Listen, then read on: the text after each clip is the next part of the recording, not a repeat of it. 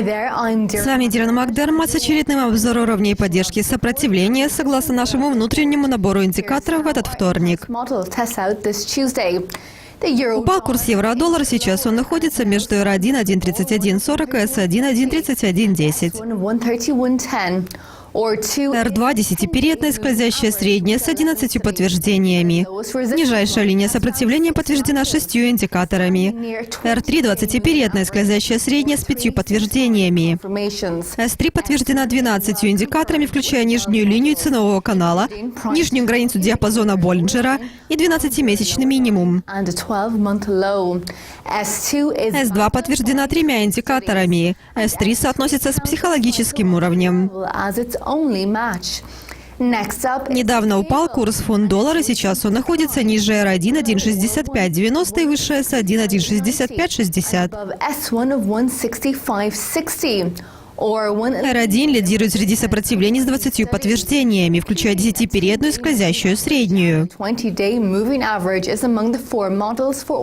R3 соотносится с 4 индикаторами, включая 20-периодную скользящую среднюю.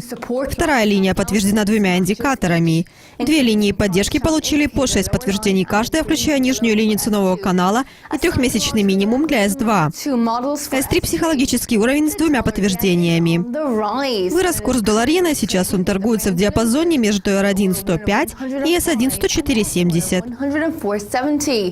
R2 4-летний максимум с 4 подтверждениями. R1 соотносится с психологическим уровнем среди 3 подтверждений.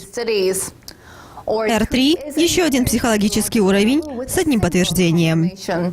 S2 лидирует среди поддержки с 14 индикаторами, включая верхнюю линию ценового канала и 6-месячный максимум. S1 соотносится с верхней границей диапазона Боллинджера среди 3 совпадений. S3 – 20-периодная скользящая средняя.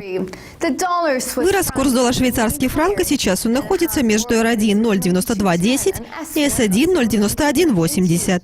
R1 подтверждена верхняя линия ценового канала, верхняя граница диапазона Боллинджера и 6 другими подтверждениями.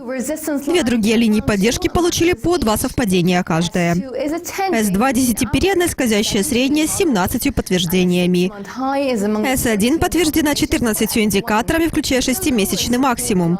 Нижайшая линия поддержки соотносится с 20-периодной скользящей средней среди 9 индикаторов. На этом завершается обзор уровней поддержки и сопротивления вторника.